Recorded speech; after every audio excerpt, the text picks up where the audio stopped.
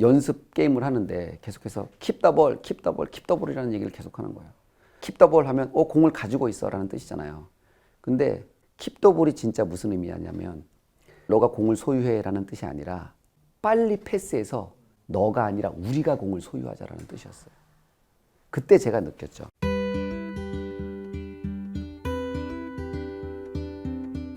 컴패션을 후원하시는 후원자 여러분 안녕하세요. 저는 컴패션과 함께 작은 일을 하고 있는 이영표입니다. 반갑습니다. 요즘 많이 바쁘시다는 얘기를 들었어요. 어떻게 지내시는지 좀 근황 좀 말씀해 주세요. 은퇴한 지 제가 한 11년 정도 됐는데요. 확실히 그 선수 생활을 할 때는 운동하는 스케줄만 있어서 삶이 되게 간결하고 또 때로는 단조롭고 막 그래서 되게 좋았다고 느꼈는데 은퇴를 하고 나니까 해야 될 일들이 되게 많아지더라고요. 그래서 선수 때가 훨씬 더 좋은 삶이구나라는 것을 매일같이 느끼면서 살고 있습니다. 네. 오늘은 이영표 홍보대사님의 삶에 대한 얘기, 후원에 대한 얘기 이런 것들을 한번 좀 여쭤보려고 그래요. 삶에 대해 너무 센데 거창한데. 네. 네. 먼저 하나님을 만나신 얘기를 한번 들어볼게요. 네. 하나님을 2001년도 초에 제가 이제 하나님을 믿게 됐는데 그 전에는 저는 기독교를 조금 싫어했었어요. 좀 안 좋게 생각했었고 왜 저 사람들은 항상 서로 사랑하라고 얘기하면서 자신들은 사랑하지 않을까? 서로 용서하라고 얘기하면서 자신들은 왜 용서하지 않지? 그리고 다른 종교는 서로를 인정하는데 왜 기독교는 다른 종교를 인정하지 않을까? 이기적이다라는 생각도 했었고요. 그래서 되게 안 좋아했었는데 이제 어느 순간부터 이제 많은 친구들이 저에게 하나님을 전하기 시작했어요. 동시에 저에게 이제 하나님을 믿으라는 얘기를 많이 했었고 그때 당시에 제가 이제 전주훈련을 갔었는데 지방에 호텔 제 방에 이렇게 컵이 하나 있었는데 정말 하나님이 당신이 살아계시면 그리고 이 땅을 창조하셨고 나를 위해 죽으셨고 부활하셨고 승천하신 분이시라면 그리고 다시 오실 분이시라면 제 앞에 컵이 있었는데 이 컵을 한번 띄었다 놔보셔라.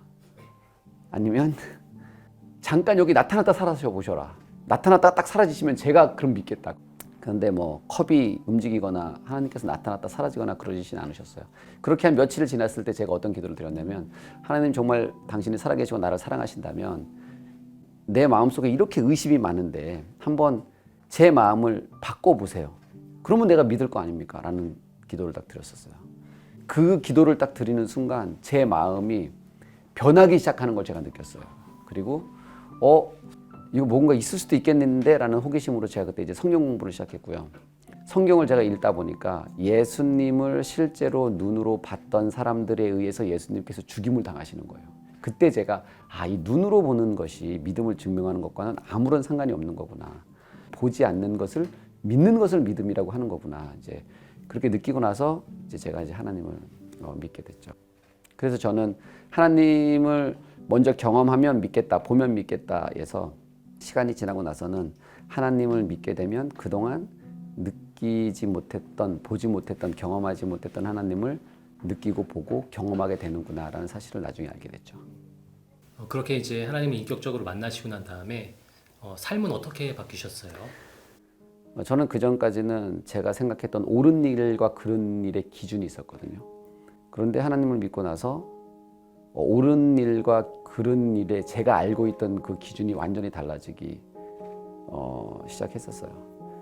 사실은 제가 하나님을 믿기 전에는 죄가 저를 봤을 때 저는 좀 괜찮은 사람이라고 생각했어요. 왜냐하면 저는 누군가 어려운 사람을 보면 돕고 싶은 마음도 생기고 친구들하고도 아주 사이좋게 지내고 친구들도 저를 좋아하고 그리고 특별히 나쁜 짓을 한 기억이 없고 그러면 나는 되게 괜찮은 사람 아닌가? 라는 생각을 했었어요. 그런데 하나님을 딱 믿고 나서 그 빛이신 예수님께서 저의 마음을 딱 비추니까 제 마음 속에 있던 그 어둠이 거쳐지기 시작하는 거예요. 그리고 나서 제 안에 있는 그 죄가 드러나기 시작하는 거예요. 그때 제가 알게 됐죠. 나는 이래서 지옥 갈 존재였구나라는 사실을 인정하게 됐고 그때 왜 하나님께서 예수님께서 나에게 필요한지를 정확하게 인지하기 시작했죠. 그러고 나서부터 제가 이제 삶의 목적이 달라지고 가치관이 달라지고 추구해야 될 것들이 달라지기 시작했어요. 저희가 알기로는 이영표 하면 성실함의 대명사, 최선, 노력, 인내 이런 걸로 좀 대변된다라고 생각을 하거든요. 그렇게 성실하게 사셨던 삶의 목적이 어디에 있으셨는지 그게 궁금해요. 제가 열심히 했던 이유는 단 하나였어요. 저는 축구가 되게 재밌었어요. 그런데 축구를 보니까 축구는 잘하면 더 재밌더라고요. 그러면 더 잘하면 더 재밌겠네? 그러면 더 잘하려면 어떻게 해야 되지? 발전해야 된다. 그럼 발전하면 어떻게 해야 되지? 노력하면 된다. 노력하면 발전하고 발전하면 잘하게 되고 잘하면 더 재밌어지는구나 라는 사실을 제가 이제 느끼고 그래서 제가 노력을 했던 거예요. 고등학교 때 1학년 때 매일같이 밤에 개인 운동을 나가서 2단 뛰기 줄넘기 1000개씩을 했어요. 1000개를 어떻게 했냐면 2단 뛰기 100개를 하고 또 1단 뛰기를 하면서 쉬다가 또 100개를 하고 이렇게 1000개를 100개씩 나눠서 제가 이제 줄넘기를 했었거든요. 그런데 그렇게 제가 한 1년, 2년 정도를 줄넘기를 하니까 이 1000개를 한 번에 할 수 있게 되더라고요. 1000개를 하기 위해서 100개씩 10번에 나눠서 1000개를 하던 제가 나중에 시간이 지나서 1000개를 한 번에 할 수 있는 거를 제가 확인하면서 노력하면 발전하고 성장하네 라는 것을 제가 이제 완전히 깨닫기 시작했었죠. 그래서 제가 더 그 노력의 결과를 확인하고 나면서 더 열심히 노력했던 것 같아요. 성인이 돼서는 어떤 노력들을 하셨어요? 대학교에 이제 딱 와서 대학교 이제 제가 3학년에서 4학년 올라갈 때 그 건국대학교 주장이었어요. 근데 그때 당시에 저희 팀의 올림픽 대표 선수가 5명이 있었어요.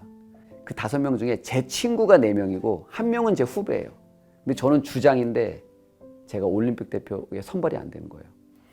그런데 이제 제가 대학교에 가서도 저는 항상 매일같이 이제 훈련을 했었는데 가을까지는 날씨가 좋으면 다 나와서 훈련을 해요. 근데 이제 추워질수록 이제 한 명 한 명 줄어들어요. 11월 말이 딱 되니까 그때 되면 항상 저밖에 훈련하는 사람이 없었거든요. 그날도 다른 친구들은 다 숙소에서 TV를 보는데 저만 이제 그 추운데 나와서 이제 훈련을 하는 거예요. 11월 말, 12월 초 막 이럴 때.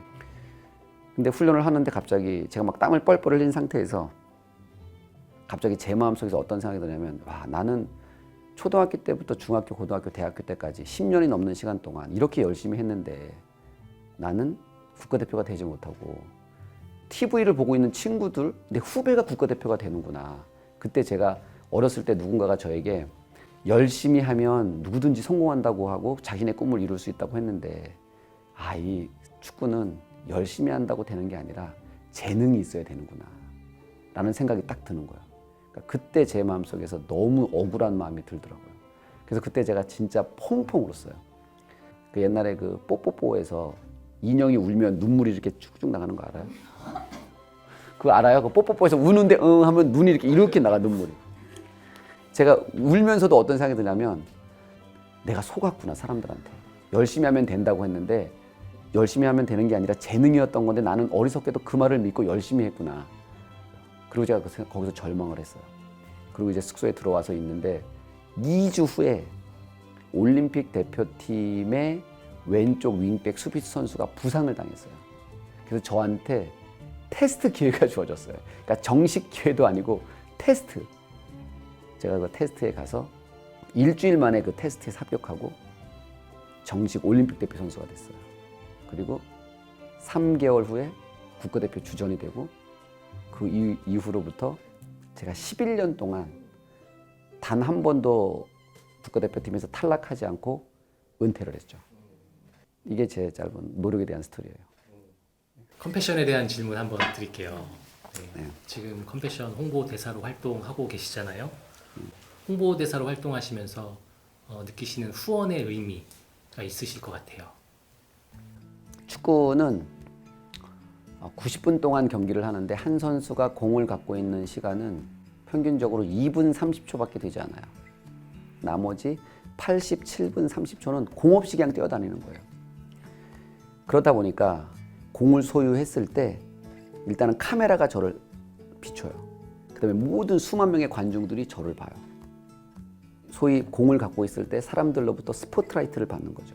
그런데 제가 다른 선수에게 패스를 딱 하는 순간 공과 함께 나를 바라봤던 카메라와 시선들이 다 떠나요. 그러니까 선수는 기본적으로 내가 오래 공을 갖고 있고 싶어 해요. 왜냐하면 내가 공을 갖고 있으면 내가 주목받으니까. 그런데 축구에서는 공을 중심으로 상대팀 11명이 볼을 뺏으려고 압박을 해요. 근데 압박을 하려고 할 때 빨리빨리 패스를 해야 상대 11명이 이 볼을 뺏기 위한 압박 타이밍을 계속해서 잃어버리고 새로 잡아야 되는 거예요. 타겟이 이동을 하니까. 그래서 제가 이제 토트넘에 처음에 갔을 때 연습 게임을 하는데 계속해서 keep the ball, keep the ball, keep the ball이라는 얘기를 계속 하는 거예요. 볼이 왔을 때 keep the ball 하면 공을 가지고 있어 라는 뜻이잖아요. 근데 자세히 보니까 keep the ball이 진짜 무슨 의미냐면 keep the ball, 너가 공을 소유해 라는 뜻이 아니라 keep the ball, 빨리 패스해서 너가 아니라 우리가 공을 소유하자라는 뜻이었어요. 그때 제가 느꼈죠. 나에게 온 것을 내가 가지고 있으면 내가 주목받고 내가 더 행복할 것 같지만 결국 우리 모두가 다 죽는 거구나. 나에게 온 볼, 나에게 온 물질, 나에게 온 것을 빠르게 다른 사람에게 넘겨줄 때, 그래서 내가 아니라 우리 모두가 공을 소유할 때 비로소 우리가 함께 다 이길 수 있는 거구나 라는 생각을 제가 그때 하게 됐거든요. 삶의 목적이 나라는 1인칭 단수가 아니라 너라는 2인칭 단수, 우리라는 3인칭이 됐을 때에만 인간은 지속적인 행복을 느낄 수 있구나. 누군가를 돕고 누군가로부터 도움을 받을 때, 그리고 누군가를 사랑하고 누군가로부터 사랑받을 때에만 지속적으로 행복해질 수 있구나라는 사실을 제가 알게 됐거든요. 그래서 누군가를 돕는다는 것은 누군가를 사랑한다는 것과 저는 같은 의미라고 생각하는데, 그래서 그것을 실천하면서 사는 것은 우리들의 삶의 책임이라고 생각을 합니다. 어려운 사람들 한번 보고 마음이 아파서 또 동정심이 생겨서 한 번 도울 수는 있어요. 근데 그거는 사실은 누구나 할 수 있어요. 그런데 지속적으로 누군가를 돕는 일은 그거는 사랑이 없이는 감정으로 할 수 있는 문제가 아니거든요. 그렇기 때문에 컴패션은 감정이 아니라 사랑이다 라는 생각이 들고, 우리는 감정으로 사는 사람이 아니라 사랑으로 사는 사람들이기 때문에 그런 의미에서 저는 컴패션이 반드시 필요하고 또 제가 컴패션과 함께하는 이유라고 생각합니다. 지금 6명의 아이를 후원하고 계세요. 아이들을 후원하시면서 가지셨던 에피소드 같은 거 있으시면 좀 이야기해 주세요. 일단은 그 아이들의 표정이 너무나 밝다라는 거예요. 그러니까 진짜 이 어린아이들만 갖고 있는 그 미소가 있거든요. 그 나이 때에만 볼 수 있는 그 미소를 유지시켜 줄 수 있다라는 것, 일단 기분 좋은 일인 것 같고요. 또 한 가지는 그 아이들은 외부로부터 누군가의 도움이 없이는 절대적으로 일어설 수 없는 환경이에요. 그래서 제가 이제 실제로 그 현장에 가서 그런 것들을 확인했기 때문에 반드시 외부의 도움의 손길이 필요해야지만 이 친구들이 올바르고 건강하게 성장할 수 있겠다라는 생각이 저는 들었고요. 또 한 가지는 이제 이 컴패션이 우리가 해외를 되게 돕기 때문에 많은 사람들이 이런 얘기 되게 많이 하거든요. 뭐 한국에도 힘든 사람이 많은데 왜 여전히 왜 외국에 있는 아이들까지 도와야 되냐, 한국 먼저 도와라, 뭐 이렇게 얘기하는 사람들이 있어요. 그런데 저는 어떻게 생각하냐면 70년 전에 60년 전에 대한민국이 전 세계에서 가장 가난한 나라 중에 하나일 때, 그때 미국에서 캐나다에서 전 세계에서 많은 사람들이 도왔어요. 그때 미국도 가난한 사람들이 있었습니다. 먹지 못하는 사람들이 있었어요. 그때 캐나다도, 그때 유럽도 먹지 못하고 굶는 아이들이 엄청나게 많았어요. 그런데 더 배고픈 대한민국을 도왔어요. 그것이 저는 책임이라고 생각해요. 지금 우리가 주변에도 많은 사람들이 어렵겠지만 우리보다 더 어려운 누군가를 돕는 것은 우리가 6, 70년 전에 받았던 사랑에 대한 책임이라고 생각하고, 당연히 우리도 지금 이쯤에서는 해야 된다고 생각합니다. 요즘 이제 후원하고 계신 아이들을 위해서 특별히 드리시는 기도 제목이 있으실 것 같아요. 그런 기도 제목들 한번 좀 나눠주시겠어요? 저는 이 아이들이 그 하나님의 가치관으로 좀 바르게 자랐으면 좋겠다라는 생각을 많이 하고 또 그렇게 기도하고 있고요. 우리가 알고 있는 소위 그 아주 유명한 그 명품 브랜드에서 진짜와 가짜를 감별하는 사람들이 있다라는 거예요.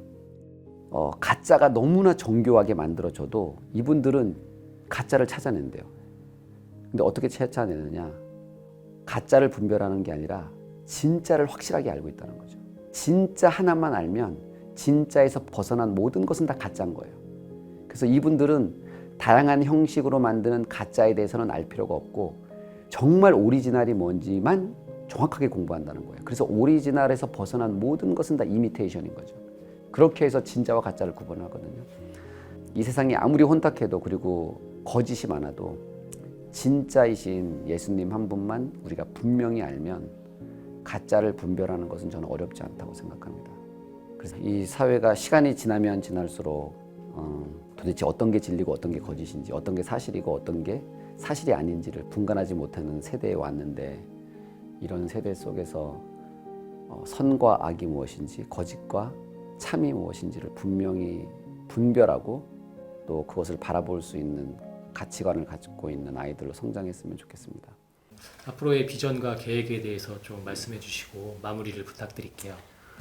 예전에 정말 열심히 성공하고 싶었거든요.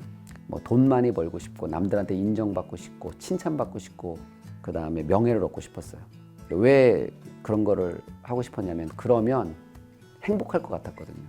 근데 실제로 제가 이제 그런 것을 얻었을 때 잠깐의 만족감이 있었지만 그것이 저에게 지속적인 행복을 주지는 못했었어요. 저는 성공하면 행복할 거야 라는 그런 생각을 했었는데 시간이 좀 지나고 나 보니까 행복하면 그것이 오히려 더 성공한 삶이구나 라는 사실을 깨달았거든요. 그래서 성공을 통해서 행복하려고 하지 말고 성공하지 않아도 지금 내가 오늘 이 자리에서 일상에서 행복할 수 있으면 그 삶이 곧 성공된 삶이다 라는 생각을 하게 됐고, 오늘을 행복하게 사는 삶, 그리고 오늘을 하나님 보시기에 바르게 사는 삶, 그 삶을 살아가는 것이 저의 목표예요. 그리고 그런 삶을 살다 보면 하나님께서 자연스럽게 하나님께서 원하시는 일들을 우리 각자의 삶 또 제 삶을 통해서도 이루실 거라고 생각합니다. 굳이 제가 계획하지 않아도.